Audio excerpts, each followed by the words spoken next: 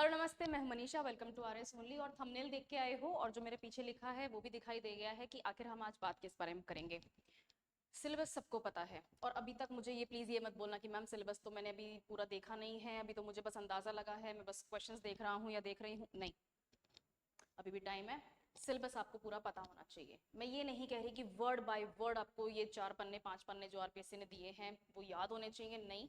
But आपको अंदाजा होना चाहिए कि आपके मेजर सब्जेक्ट्स क्या हैं, उनके अंदर किस तरह की थीम्स हैं, किस तरह के टॉपिक्स हैं, क्या कवर करना है, कहाँ से कवर करना है, ये आपको पता होना चाहिए। नाउ मेरी एक वीडियो है जिसमें मैंने बताया है कि कौन से सब्जेक्ट के लिए कौन सी बुक रेफर करनी है, कितना पढ़ना है, क्या पढ़ना है, कहाँ से मिलेगा, सब कुछ है। लेकिन ये बात नहीं करी है अपन ने अभी तक कि आखिर आपको प्रायोरिटाइज किसको देना है, सबसे ज्यादा इंपॉर्टेंस कौन से टॉपिक की है, कौन कौन से टॉपिक्स कवर करोगे, कितने परसेंट क्वेश्चंस कवर होते जाएंगे, ये सब आज अपन देखेंगे ना। ये सब मैं आपको बताऊंगी in chronological order of importance, 10 topics. और इनसे बैलेंस करने के लिए कि भाई मैम मेरे से ये सब्जेक्ट नहीं होता है, मेरे से बहुत मुश्किल पड़ती है, मैं इसमें एक दो क्वेश्चन तो मैनेज कर सकती हूँ या कर सकता हूँ, लेकिन ज्यादातर नहीं होते हैं। दैट्स कंप्लीटली ओके, होता है। उसके बैलेंस में मैं आपको एक सब्जेक्ट दूंगी, ठीक है। जी हाँ, ये सब्जेक्ट के कॉम्बिनेशंस बनाना बहुत जरूरी है और सब करते हैं। ऐसा नहीं है कि मैं आपको कोई शॉर्टकट दे रही हूँ, यही शॉर्टकट, सो कॉल्ड शॉर्टकट या स्ट्रैटेजी या फिर ब्लूप्रिंट बोल लो, जो बोलना चाहे ना बोलो, ये हर वो टॉपर यूज करता है जो एक्चुअली अच्छी रैंक ला पाता है, ठीक है। जिसको अच्छी रैंक मिलती है, जो अच्छी रैंक ला पाता है, वो ये सब काम करता है। कोई ऐसा नहीं है जिसने पूरा सिलेबस लर्न कर लिया, जो बुक्स खरीदी वो सारी। नितिन सिंघानिया की आर्ट एंड कल्चर लेकर आए थे ma'am, Indian art and culture की, वो तो मैंने रट मारी, उसमें से जो क्वेश्चन आया वो मैंने कर दिया। नहीं, फिर आप एक दो सब्जेक्ट ही कर पाओगे, फिर आप सारे सब्जेक्ट नहीं कर पाओगे। बिकॉज सिलेबस देने का मतलब क्या होता है, आपको इंपॉर्टेंस दी जा रही है कि भाई इन इन टॉपिक्स को इंपॉर्टेंट मान के चलो और फिर हम पूछेंगे। अगर सिलेबस नहीं होता और सिर्फ ये होता कि हम जनरल अवेयरनेस की एग्जाम लेंगे या फिर करंट अफेयर्स का एग्जाम लेंगे, तो फिर तो कोई एंड ही नहीं है, नहीं है ना। इसीलिए कुछ ऐसे टॉपिक्स हैं जो आपको जरूर करने हैं, कुछ ऐसे टॉपिक्स हैं जो आप थोड़ा सा ऑप्शन में लेके चल सकते हो, कुछ ऐसे टॉपिक्स हैं जो स्कोरिंग है, कैसे उनको पढ़ना है, we will talk about that today, ठीक है। बट बिफोर दैट, अगर आप ऑलरेडी पढ़ाई कर चुके हो और कर रहे हो, लेकिन आपको लग रहा है कि मैम रिविजन कहाँ से करें, मैं मॉक क्वेश्चंस कैसे अटेम्प्ट करूं, क्या करूं, तो मेरे पास में 2 पासेस हैं, ठीक है। I will remove my self from the board, आप देख सकते हो। पहला पास है 399 रुपीज में अनलिमिटेड टेस्ट प्री एग्जाम के लिए। तो अगर आपको सिर्फ और सिर्फ प्री एग्जाम के बेसिस पे प्रिपरेशन करनी है, मुझे 150 क्वेश्चन दो, मॉक क्वेश्चंस जिनको मैं एमसीक्यूज बेसिस पे सॉल्व करके रिवाइज कर सकूं, बढ़िया। मेरे को तो प्री एग्जाम निकालने से मतलब है, मैं मेंस का बाद में देखूंगा या देखूंगी, ठीक है। तो ये वाला पास है। और अगर आपको लगता है कि नहीं, मैं मेंस की तैयारी भी साथ में करूंगा, जो मैं मानती हूँ कि साथ में ही करना चाहिए, but it's totally up to you.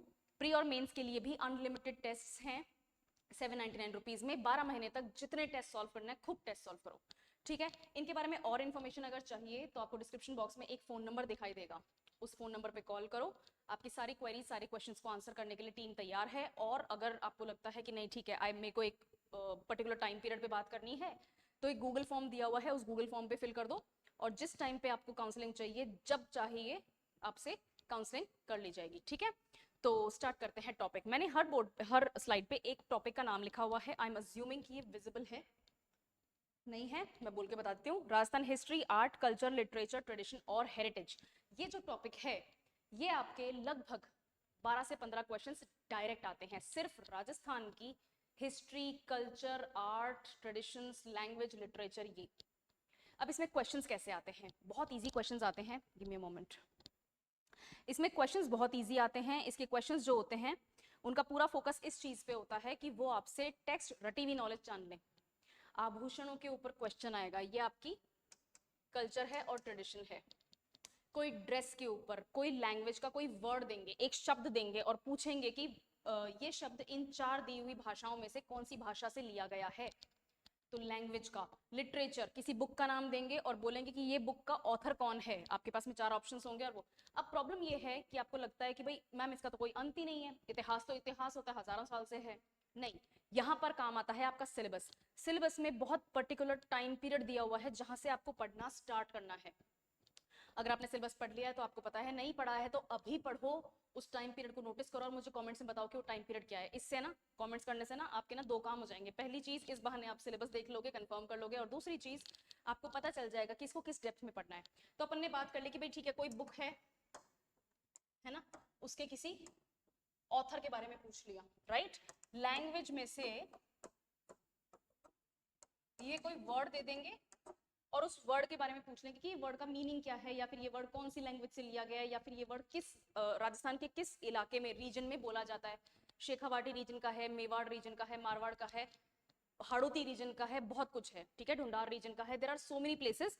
तो उस वर्ड की आपको एटमोलॉजी पूछ लेंगे, ये वर्ड कहाँ से आया है, कौन सी लैंग्वेज का है, कहाँ बोला जाता है, ठीक है। आपसे आर्ट एंड कल्चर में होता है, आर्किटेक्चर भी आता है इसमें, टेम्पल आर्किटेक्चर हो गया, आपके फोर्ट्स, पैलेसेस, आपके जितने भी ये बावड़ीज हैं, वो ये आर्किटेक्चर के क्वेश्चंस होते हैं। इनसे पूछेंगे कि XYZ आर्किटेक्चरल डिजाइन है, वो किसने दी थी या कब आई थी, या फिर इसका बेस्ट एग्जांपल आपको इन चारों ऑप्शंस में से कोई सा एक देना है। आर्किटेक्चर का क्वेश्चन आता है, ड्रेसेस के ऊपर क्वेश्चन आता है, इसमें आपके डांसेस, फोक म्यूजिक और फोक इंस्ट्रूमेंट्स भी आते हैं। For example Rajasthan Ghoomar, right, Ghoomar dance कौन से कम्युनिटी ने दिया था? भील ट्राइब, जो आज एसटी है, राइट। घूमर किसका है? भील ट्राइब का है, राइट। वो ही लेकर आए थे और वो ही पॉपुलराइज करे थे। अब बाकी सारी कास्ट के लोग करते हैं, एब्सोल्युटली ब्रिलियंट बात है, बट इसको स्टार्ट किसने किया था? इसका बिगिनिंग क्या है? भील ट्राइब, घूमर के लिए। उसी तरह से कालबेलिया डांस है, राइट। कालबेलिया डांस क्यों आया था? क्योंकि वाइल्ड लाइफ प्रोटेक्शन एक्ट आ गया, और जब वाइल्ड लाइफ प्रोटेक्शन एक्ट आ गया तो जो कालबेलिया ट्राइब जो सांप पकड़ के, सांप के सामने बीन बजा के डांस करवा के और करतब दिखाते थे, वो अब इलीगल हो गया। तो अब वो क्या खाएंगे पिएंगे भैया, क्या करेंगे, क्योंकि उनकी तो रोजी रोटी छिन गई उस कानून के आने के बाद में। तो उन्होंने डांस बना लिया, कालबेलिया डांस। इसीलिए आपने ध्यान दिया होगा, कालबेलिया नृत्य करते हुए महिलाएं क्या करती हैं? काले रंग के कपड़े पहनती हैं, काले रंग के उनके घाघरे चोली होते हैं, उसके ऊपर बहुत सारे मिरर वर्क के वो होते हैं, डिजाइन होती हैं, बहुत सारी ज्वेलरी पहनती हैं, और उनका डांस कैसा होता है? बहुत ही एक्सट्रीम मनूवरिंग वाला डांस होता है, ठीक है। तो बीन के ऊपर डांस करती हैं वो, उसके साथ साथ बहुत सारे टेढ़े मेढ़े उनके पोज होते हैं। तो उससे क्या होता है? वो एक तरह से सांप के मूवमेंट्स को मिमिक करती हैं, राइट, इमिटेट करती हैं। ये सब आ गया। तो आपको हिस्ट्री, राजस्थान हिस्ट्री इस नजर से पढ़नी है। अब मैंने राजस्थान हिस्ट्री वाला पोर्शन कवर नहीं किया है एक्सप्लेनेशन में। इसमें एंशिएंट, मिडिवल, मॉडर्न तीनों आती हैं, लेकिन क्वेश्चन बहुत स्पेसिफिक आते हैं, मैनेजेबल है, ठीक है। और ये मैं बोल रही हूँ जो एक्चुअली हिस्ट्री थोड़ा सा कमजोर रखते हैं हिस्ट्री मुझे, ठीक है ना। ओके, सेकंड टॉपिक है अपने पास में ज्योग्राफी ऑफ राजस्थान। अब ज्योग्राफी ऑफ राजस्थान को पढ़ने के लिए आपको, और मैं बहुत ईमानदारी से बता रही हूँ, क्वेश्चन ज्यादातर ज्योग्राफी ऑफ राजस्थान में से ही आते हैं। इसमें क्वेश्चन आपके आ जाएंगे फिजियोग्राफिक डिविजन में से, ठीक है। तो आपके जो फिजियोग्राफिक डिविजन्स हैं वहां से क्वेश्चन आ जाएंगे। इसमें क्वेश्चंस आएंगे आपके क्लाइमेट में से, इसमें क्वेश्चंस आएंगे आपके रेनफॉल में से, आपके क्वेश्चंस आएंगे सॉइल में से, आपके क्वेश्चन आएंगे एग्रीकल्चर में से, और इससे रिलेटेड ही क्वेश्चन आपके करंट अफेयर का भी बनता है। जैसे बाजरा, हमारे यहाँ पे क्या होता है मिलेट में? बाजरा, ब्रिलियंट तरीके से इंडिया में शायद नंबर 1 बाजरा राजस्थानी बनाता है, 40% बाजरा इंडिया का राजस्थानी पैदा करता है, राइट। तो बाजरे की कौन कौन सी ब्रीड्स हैं जो कि राजस्थान में पाई जाती हैं? ये एक डिफिकल्ट क्वेश्चन बनता है क्योंकि ये बहुत ज्यादा न्यूज में रहता नहीं है, लेकिन कभी बाई चांस बाजरे के ऊपर न्यूज में बात हुई होगी तो अब आपको बाजरे को डीप में पढ़ना है, ठीक है। तो एग्रीकल्चर के ऊपर क्वेश्चन बन जाएगा। इसके अलावा नेचुरल वेजिटेशन के ऊपर क्वेश्चन बनेगा, किस तरह के पेड़ पौधे वनस्पतियां यहाँ पे पाई जाती हैं, ठीक है। हमारा स्टेट ट्री क्या है?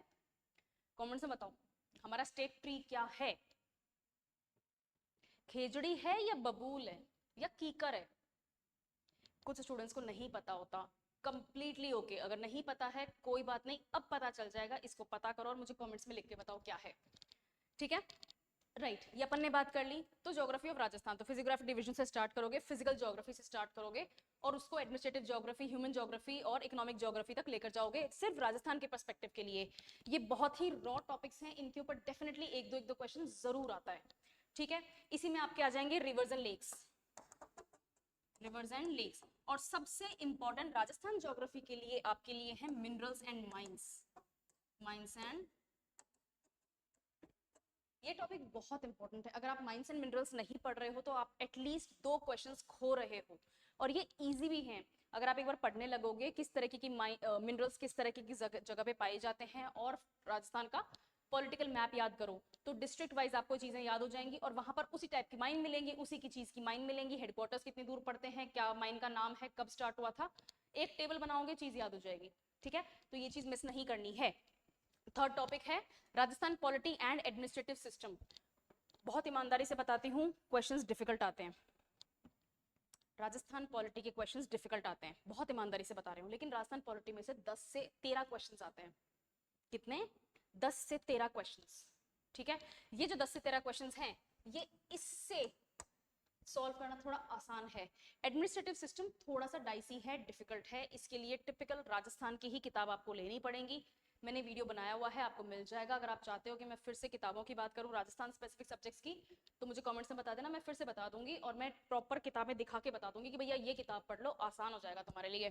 तो ये चीज आपको पढ़नी है। अब इसमें पॉलिटी में क्या आएगा, राजस्थान की पॉलिटी स्टार्ट होती है सीएम से, साथ में गवर्नर पढ़ोगे, ठीक है, विधानसभा पढ़ोगे, क्योंकि राजस्थान में विधान परिषद तो है ही नहीं, नहीं है ना राजस्थान में विधान परिषद, महाराष्ट्र में है, बिहार में है, अपने नहीं है, राइट। विधानसभा पढ़ोगे। अब विधानसभा में आपको यस पूरा प्रोसीजर पढ़ना पड़ेगा, बिल्स को टेबल करना, कौन कौन से टाइप के बिल्स होते हैं, गवर्नर के सिग्नेचर होके वो एक्ट बनता है। इसके साथ साथ आप पढ़ोगे जुडिशरी, और जुडिशरी में राजस्थान में सबसे ऊपर क्या है, principal benches Jaisalmer. Rajasthan high court दो जगह है, जैसलमेर में भी है और जयपुर में भी है। चीफ जस्टिस ऑफ राजस्थान 6 महीने जैसलमेर रहते हैं, 6 महीने, सॉरी जैसलमेर नहीं, sorry I am sorry, Jodhpur, right, 6 महीने जोधपुर रहते हैं, 6 महीने जयपुर रहते हैं। तो राजस्थान हाईकोर्ट कहाँ पे है, जोधपुर और जयपुर, ठीक है। हाईकोर्ट पढ़ोगे, उसके बाद में स्टेट की बॉडीज पढ़ोगे, विमेन्स कमीशन हो गया, ह्यूमन राइट्स कमीशन हो गया, इस तरह की जो स्टेट बॉडीज हैं, सीवीसी हो गया, ठीक है ना, सीआईसी हो गया, सीईसी हो गया, ये जो स्टेट बॉडीज हैं ये पढ़ना इंपॉर्टेंट है। ये सब पढ़ो और इसके बाद में अपन नेक्स्ट टॉपिक पे चलते हैं, Rajasthan economy schemes and development. नाम से ही पता चल रहा है इसमें से दो टॉपिक्स तो आपको करने ही करने हैं, जिसके ऊपर 4 क्वेश्चंस आएंगे, और वो है स्टेट का इकोनॉमिक रिव्यू और स्टेट का बजट। 4 क्वेश्चंस यहां से आएंगे। ये सेम चीज जब आप इंडियन इकोनॉमी करते हो तो यूनियन बजट और union economic survey, state India का इकोनॉमिक सर्वे आपको करना है। 4 क्वेश्चंस वहां से आएंगे। इकोनॉमिक्स के 15 क्वेश्चंस आएंगे, जिनमें से 7 से 8 क्वेश्चंस तो इन 4 बुकलेट से आएंगे। पतली पतली बुकलेट्स हैं, बहुत आसान है पढ़ना, नंबर्स हैं, कितना फायदा, कहाँ से क्या सा पैसा आ रहा है, किसको पैसा देंगे, कितना परसेंट इंक्रीज हुआ है, कितना परसेंट डिक्रीज हुआ है। ये इजी होती है चीज पढ़ना। ये सुन के लगता है कि पता नहीं कितना हॉचपॉच हो गया, नहीं, but this is actually easy. और गवर्नमेंट क्या करती है, टेबुलर फॉर्म में लाके देती है, ठीक है, तो उसको नोट्स भी उससे बन सकते हैं। नाउ ये और ये कहां से आएगा, एक जगह बता देती हूँ, एक बढ़िया सी बुक, राजस्थान सरकार के द्वारा पब्लिश्ड विकसित राजस्थान 2047, एक बुक है लाल रंग की, बड़ी बुक है, पतली बुक है, वो आएगी, गैजेट के साथ में लोगे मिल जाएगी। ये बुक आपको पढ़नी है, उसमें राजस्थान सरकार की जितनी स्कीम्स हैं सब है, सब आज तक कितना काम कर चुके हैं, कितना डेवलपमेंट हुआ है, कहाँ कहाँ पे आया है, किसमें कितना एलोकेशन दिया है पैसे का, और क्या क्या टारगेट्स पे हैं, सब कुछ जो रेलेवेंट है सिलेबस के अकॉर्डिंग उसको करोगे हो जाएगा, ठीक है। क्रोनोलॉजी के हिसाब से करना है, क्या क्या इंपॉर्टेंस है उसी हिसाब से चल रहे हैं। फिर है Indian polity, constitution and governance. Again polity मुझे नहीं पता आरपीएससी को क्या थोड़ा सा चिड़ है पॉलिटी से, थोड़ी सी डिफिकल्ट रहती है, ठीक है, लेकिन जब अच्छा ठीक है राजस्थान पॉलिटी अपन ने देख ली। हाँ, इंडियन पॉलिटी को आपको स्टार्ट करना है, पॉलिटिकल हिस्ट्री, कॉन्स्टिट्यूशनल हिस्ट्री होती है हमारी, रेगुलेटिंग एक्ट ऑफ 1773, और आप फिनिश करेंगे इंडियन इंडिपेंडेंस एक्ट 1947 पे। इसमें कॉन्स्टिट्यूशन कैसे हम आज फाइनली शेप कर पाए हैं उसकी पूरी हिस्ट्री आ जाएगी। ये आप अगर मॉडर्न हिस्ट्री पढ़ते हो इंडिया की, उसमें भी काफी हद तक एक्सप्लेन किया हुआ है। तो 2 टॉपिक्स हैं जो मिक्स एंड मैच होते हैं, बट हो जाएंगे, ठीक है। फिर आप पढ़ोगे फंडामेंटल राइट्स, सिटीजनशिप, ठीक है, फिर आप पढ़ोगे फंडामेंटल ड्यूटीज, फिर आप पढ़ोगे डीपीएसपी, फिर आप पढ़ोगे पूरा पार्लियामेंट। अगर पार्लियामेंट ही नहीं पढ़ोगे तो फिर इंडिया का पॉलिटिकल सिस्टम कैसे करोगे। पार्लियामेंट में आ जाएंगे आपकी बहुत सारी चीजें, question hour, zero hour, procedural, उसके अलावा जो इम्यूनिटी एक्ट होते हैं वो आ जाएंगे, उसके अलावा आपके बिल्स आ जाएंगे, money bill, ordinary bill, financial bill. साथ में पढ़ोगे आप प्रेसिडेंट, प्रेसिडेंट की पावर्स बहुत इंपॉर्टेंट हैं, इमरजेंसी पावर्स होती हैं प्रेसिडेंट की, प्रोरोगेटिंग पावर्स होती हैं, पार्डनिंग पावर्स होती हैं, प्रेसिडेंट की पावर्स इंपॉर्टेंट है, प्रेसिडेंट कवर करोगे। फिर पढ़ोगे काउंसिल ऑफ मिनिस्टर्स, इसको हेड करते हैं प्राइम मिनिस्टर, ठीक है। और लास्टली बहुत इंपॉर्टेंट है and that is judiciary. Judiciary बहुत इंपॉर्टेंट है, जुडिशरी में से हर साल क्वेश्चन आते हैं, 2-2 क्वेश्चंस हमेशा रहते हैं। एक क्वेश्चन थोड़ा डिफिकल्ट रहता है, एक क्वेश्चन इजी होता है, आर्टिकल बेस पे पूछा जाता है। Judiciary is very important for you, judiciary करना है। इन सब के अलावा भी है, कॉन्स्टिट्यूशनल बॉडीज हैं, एक्स्ट्रा कॉन्स्टिट्यूशनल बॉडीज हैं, ये सब भी हैं, बट कॉन्स्टिट्यूशनल बॉडीज के ऊपर जनरली एक दो क्वेश्चन आते हैं। एक्स्ट्रा कॉन्स्टिट्यूशनल बॉडीज थोड़ा सा आप साइड में रख सकते हो, ठीक है, एक क्वेश्चन का रिस्क अपन लेकर चल सकते हैं। वैसे भी 150 क्वेश्चन हैं, हमें करने कितने हैं, 80-85 के आसपास क्वेश्चंस करने हैं, जिसमें मैं 10 से 12 क्वेश्चंस का अगर गलत होने का मार्जिन भी लूं तो भी अपन कट ऑफ तक पहुंच सकते हैं, राइट। तो ये हो गया Indian polity. Next we have current affairs. Now the only reason मैंने यहाँ पर करंट अफेयर्स मेंशन किया है इज बिकॉज जो अपन ने अभी तक सब्जेक्ट्स कवर करे हैं या जो मैं अब आगे सब्जेक्ट्स कवर करूंगी, उन सब्जेक्ट्स के जो करंट अफेयर्स हैं वो साथ साथ में चल रहे हैं। पर ये करंट अफेयर्स कौन से हैं, कोई मेजर इवेंट हो गया, कोई पर्सन इन न्यूज है, पर्सन इन न्यूज, कोई स्पोर्ट्स की बात हो रही है, ठीक है ना, कोई अपन ने नई डील कर ली कहीं पे किसी दूसरे देश के साथ में, या मल्टीपल कंट्रीज ने कोई डील कर ली है, वो हो गया। इसके अलावा हमने कोई नए अचीवमेंट्स हैं, ठीक है ना, जैसे स्पोर्ट्स के अचीवमेंट्स, सॉरी इसरो के अचीवमेंट हैं, आपने कोई नया बिजनेस अचीवमेंट कर लिया, आपने कोई जीडीपी के ऐसे कोई फिगर्स ही ताड़ दिया, भैया पता ही नहीं चल रहा क्या हो रहा है, तो इस तरह के अचीवमेंट्स, ये कुछ ऐसे रॉ न्यूज होती हैं जो आपको सिर्फ न्यूज में मिलेंगी, ठीक है ना, ये किसी टेक्निकली किसी सब्जेक्ट के साथ में जुड़ते नहीं हैं। करंट अफेयर्स आपको कवर करने हैं। करंट अफेयर्स 150 में से सिर्फ करंट अफेयर्स की अगर मैं बात करूं, सिर्फ यही नहीं, हर सब्जेक्ट का करंट अफेयर्स मिला के बात करूं तो 75 क्वेश्चंस होते हैं। मोर देन 50% आपका करंट अफेयर्स में से आता है। तो सब्जेक्ट के करंट अफेयर्स अगर मैं मिला लेती हूँ, तो अगर सब्जेक्ट के करंट अफेयर्स हटा दूं तो ये जो रॉ करंट अफेयर्स हैं ये 10 से 12 क्वेश्चंस होते हैं। इनको छोड़ नहीं सकते, समझने की कोशिश करो करंट अफेयर, और ये हो जाता है इजी। आपको 4-5 महीने का न्यूज ही तो करना है कवर। आप कोई मंथली मैगजीन्स लेकर आना चाहते हो, बाय मंथली मैगजीन्स लेना चाहते हो, डेली करंट अफेयर्स चेक करना चाहते हो, बहुत ऑप्शंस हैं। आरएस ओनली के ऊपर ऑप्शंस अवेलेबल हैं, बट करंट अफेयर्स करना है, करंट अफेयर्स से नहीं भागना है। और ये इजी होते हैं, इनसे डर पता है क्यों लगता है, क्योंकि हम हमेशा से इनको नहीं पढ़ते आ रहे, तो we just don't know how to do it. I am telling you how to do it, ठीक है। करंट अफेयर्स करने हैं। Then I have geography of India and the world for you. यहाँ आपको स्टार्ट करना है जियोलॉजिकल टाइम स्केल से, Eocene period, Pleistocene period, Jurassic period, Triassic period, ये सारे पीरियड स्टार्ट करोगे, इयॉन से स्टार्ट करोगे पढ़ना। फिर पढ़ोगे आप फिजियोग्राफी, फिजियोग्राफी कैसे आई है, प्लेट टेक्टोनिक्स से, थ्योरीज पढ़ो, प्लेट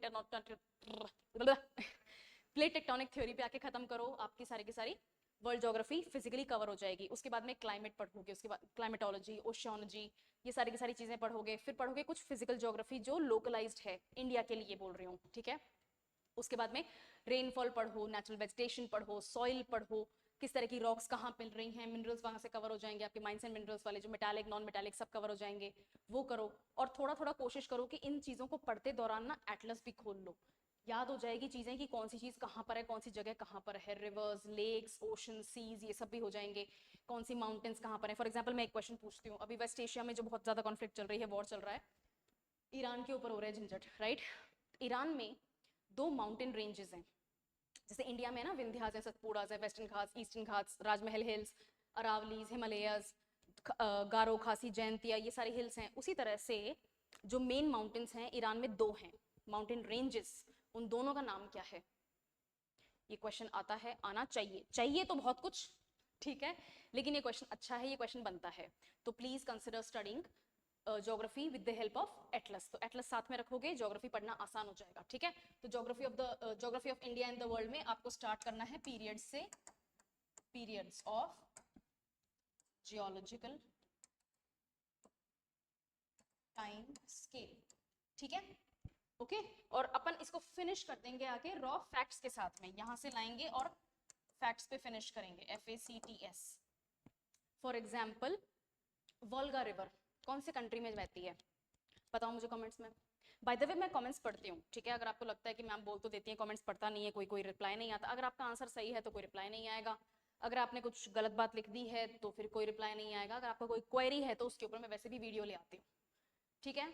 तो कमेंट्स लिखो, मुझे आंसर बताना। नेक्स्ट टॉपिक अपने पास में है Indian history, ancient, medieval and modern. Limited questions आते हैं, 6 से 7 क्वेश्चंस आते हैं, जिसमें से भी ज्यादातर क्वेश्चंस आपके मॉडर्न हिस्ट्री में से आते हैं। मॉडर्न हिस्ट्री स्टार्ट होती है औरंगजेब की डेथ पे, 1707 is the year, the time period जिसको हम मानते हैं कि वहां से मॉडर्न हिस्ट्री स्टार्ट हो रही है। तो अगर यहाँ से पढ़ना स्टार्ट करते हो तो अच्छा है, लेकिन आपका इस बार थोड़ा सा वो चेंज हो गया है, आपका सिलेबस चेंज हो गया है। तो 1800s, 19th सेंचुरी की बिगिनिंग जो है वहां से आप मॉडर्न हिस्ट्री पढ़ोगे तो आपका नया सिलेबस के अकॉर्डिंग आपने अपनी चीजें कवर कर ली हैं। तो यहाँ से पढ़ोगे तो भी इनफ है, पहले से पढ़ते आ रहे हो, वो पोर्शन कवर कर चुके हो तो वेल एंड गुड, कोई सेंस नहीं बनता आपको फालतू और रिपीट करने का, ठीक है। तो मॉडर्न हिस्ट्री, अब जैसे कि 8 क्वेश्चंस इंडियन हिस्ट्री से बन रहे हैं, उनमें से कम नहीं तो 5 क्वेश्चंस तो मॉडर्न हिस्ट्री दे रही है, और जो एंशियंट हिस्ट्री में से 1 या 2 क्वेश्चंस आ रहे हैं वो जनरली लोकेशन बेस्ड आते हैं। फॉर एग्जाम्पल अभी राजस्थान में एक 1000 ईयर ओल्ड टेम्पल मिला है, मुझे कमेंट्स में बताओ वो टेम्पल कहाँ मिला है, मैं बता दूंगी कल की वीडियो में, don't worry about that, but अगर पता है तो प्लीज ये चीज कमेंट से मेंशन करना, ठीक है। एक 1000 ईयर ओल्ड टेम्पल को हमने एक्सकेवेट किया है, राजस्थान में मिला है, और उसकी आर्किटेक्चर को स्टडी किया जा रहा है। ये पता चला उसको स्टडी करने के बाद में कि ये तो 1000 साल पुराना है, ठीक है। तो इस तरह के काम एंशिएंट हिस्ट्री में से आते हैं। और मिडिवल हिस्ट्री इतनी वास्ट और वेराइड है, इंडिया की इतनी वास्ट और वेराइड है कि जनरली उसके अंदर से या तो बैटल के क्वेश्चन आ जाया करते हैं, कोई किंग ने किसी दूसरे किंग के ऊपर आक्रमण कर दिया था, इस तरह के क्वेश्चंस जनरली अब नहीं आते हैं। क्यों? क्योंकि ठीक है, दूसरे जो एग्जाम्स होते हैं, छोटे एग्जाम्स होते हैं, उनमें इन चीज़ों को कवर करने लग गए हैं। मिडिवल हिस्ट्री में जनरली मैंने नोटिस किया है आर्ट एंड कल्चर, आर्किटेक्चर के क्वेश्चन आने लग गए हैं, ठीक है। जैसे मधुबनी पेंटिंग कहाँ की है, किशनगढ़ स्टाइल ऑफ पेंटिंग का फेमस पेंटर कोई एक बता दो, इस तरह के क्वेश्चंस आते हैं। तो आर्ट एंड कल्चर के ऊपर ज्यादा फोकस है। कोई आर्किटेक्चर, कोई टेंपल का नाम ले लेंगे, बोलेंगे ये कौन सा स्टाइल ऑफ टेंपल आर्किटेक्चर है, वेसर स्टाइल है, नागर स्टाइल है, या द्राविड़ स्टाइल है। तो इस तरह से मिडिवल हिस्ट्री के क्वेश्चंस जनरली ऐसे बनते हैं, जो कि थोड़ा सा सिलेबस को वास्ट कर देते हैं, डिफिकल्ट कर देते हैं, लेकिन नंबर ऑफ क्वेश्चंस अपन को यहाँ से मिल सकते हैं मॉडर्न हिस्ट्री से, तो प्लीज कंसिडर दैट, ठीक है। Next we have Indian economy and basic economic concepts. लगभग 4 से 5 क्वेश्चंस इनमें से आते हैं, इंडियन इकोनॉमी और बेसिक इकोनॉमिक स्ट्रक्चर, क्योंकि अपन ने बल्क ऑफ द क्वेश्चन कहाँ से ले लिया, राजस्थान इकोनॉमी में अपन ने वो पढ़ा था बजट और इकोनॉमिक रिव्यू, उसी तरह से इंडियन इकोनॉमी भी आपको यूनियन बजट पढ़ना है और इकोनॉमिक सर्वे पढ़ना है। यूनियन बजट कब आता है? 1 फरवरी को, और इकोनॉमिक सर्वे कब आता है? उससे एक दिन पहले 31 जनवरी को। ये दोनों आपको पढ़ने हैं। इस बार निर्मला सीतारमण जी ने बोला कि हम ऑरेंज इकोनॉमी के लिए, कंटेंट क्रिएशन के लिए पैसे देंगे भैया। कंटेंट क्रिएशन किस टाइप का?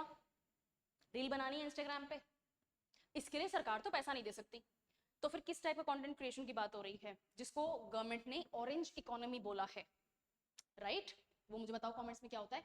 इंडियन इकोनॉमी और बेसिक इकोनॉमिक कॉन्सेप्ट्स। अब बेसिक इकोनॉमिक कॉन्सेप्ट्स में आप पढ़ना स्टार्ट करेंगे, जो आपके सिलेबस में जीडीपी वाली चीजें मेंशन्ड है, वहां से लेकर जीएसटी तक आ जाओ। टैक्सेशन सिस्टम आपको पता होना चाहिए, इनकम टैक्स के स्लैब्स आपको पता होने चाहिए, इस तरह के क्वेश्चंस आते हैं, और इजी क्वेश्चंस होते हैं, क्योंकि ये आपको किसी भी 11वीं 12वीं एनसीईआरटी में इकोनॉमिक्स में मिल जाएंगे, ठीक है। एनसीईआरटी नहीं छोड़ना, एनसीईआरटी पढ़ने हैं अपन को, है ना, इसीलिए बोल रही हूँ। और नेक्स्ट अपने पास में है science and technology, last topic 10वां, साइंस एंड टेक्नोलॉजी। साइंस में आपको ज्यादा फोकस देना है बायोलॉजी के ऊपर। मैंने पहले भी बताया हुआ है, बायोलॉजी में से क्वेश्चंस आते हैं। कैसे क्वेश्चंस आते हैं? भैया ये विटामिन की कमी होगी, बताओ कौन सी बीमारी होती है।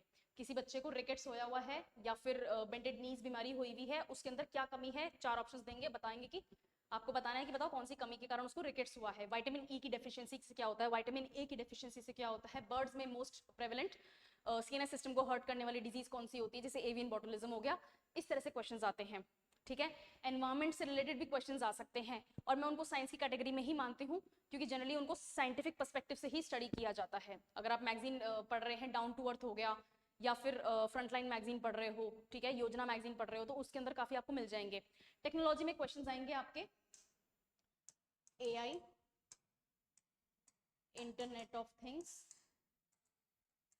ठीक है, इसरो और डीआरडीओ। इन 4 को भी अगर कवर कर लोगे ना, तो टेक्नोलॉजी के 10 में से मेरा मानना ये है कि कम से कम 5 से 6 क्वेश्चंस आपने यहां से निकाल लिए, ठीक है। बायोलॉजी के 2-3 क्वेश्चंस आएंगे, आएंगे ही आएंगे, आएंगे, मतलब there is nothing I can do about it. अगर आपको लगता है कि मैं तो आर्ट्स की स्टूडेंट हूँ, या मैंने कॉमर्स इसीलिए लिया था ताकि मुझे साइंस ना पढ़नी पड़े, या I am sorry to be the bearer of bad news, but science आपको करनी तो पड़ेगी। और ये बहुत फैक्चुअल लेवल की साइंस होती है। कोई नहीं पूछ रहा आपसे पुली की डेफिनेशन क्या होती है, लिखने में तो मेरे को भी जोर आ जाएगा, है ना, डेफिनेशन लिखने में तो परेशानी हो जाएगी, बट ये फैक्ट्स पूछ रहे हैं, बिल्कुल रॉ फैक्ट्स पूछ रहे हैं, ठीक है। वो ये तक पूछ लेंगे कि फीमर बोन कहाँ होती है इंसानी शरीर में, थाई में होती है, हार्डेस्ट क्या कहते हैं, बोन, राइट। और लास्ट में मैं एक आपको ऑप्शन दूंगी, 20 क्वेश्चंस का ऑप्शन, जिसमें से 10 क्वेश्चन एक टॉपिक के आएंगे और 10 क्वेश्चंस दूसरे टॉपिक के आएंगे। 10 क्वेश्चंस मैथ्स के, 10 क्वेश्चंस रीजनिंग के। इनमें से अगर 50% आप रीजनिंग भी दिल से कर लेते हो ना, तो रीजनिंग आपकी गलत नहीं होगी। ये क्वेश्चंस बहुत इजी होते हैं, थोड़ा सा कॉमन सेंस चाहते हैं आपसे, थोड़ी सी प्रैक्टिस और थोड़ा सा आपका कॉन्शियस लॉजिकल रीजनिंग चाहिए आपकी, और आप रीजनिंग कर लोगे। ये 10 क्वेश्चंस का मार्जिन मैं यहाँ से आपको दे सकती हूँ। अगर मैथ्स भी डिसेंट मैथ्स है कि 10वीं तक ठीक ठाक नंबर आए हैं, मैथ्स भी समझ में आ जाती है, कुछ फॉर्मूले लर्न करने हैं, फॉर्मूला लगाओ और आंसर निकालो, अगर इतना कॉन्फिडेंस है, कैलकुलेशन फास्ट कर पाते हो, परसेंटेजेस निकालना जानते हो, प्रोबेबिलिटी जानते हो, परम्यूटेशन कॉम्बिनेशन बनाना जानते हो, वेन डायग्राम जानते हो, तो ये भी कर लोगे। मेरा तो स्कोर यहीं से आता था। ठीक है, राइट। तो मेरी तरफ से आज इतना ही। और कोई क्वेश्चन होता है, कोई क्वेरी होती है, तो फोन नंबर फ्लैश कर रहा है, उस फोन नंबर के ऊपर चले जाना, और इन पासेस को कंसिडर करना मत भूलना। बिना मॉक की प्रैक्टिस किए आप एग्जाम नहीं निकाल पाओगे। आपने कितनी पढ़ाई करी है, और ये मैं बाय एक्सपीरियंस बोल रही हूँ।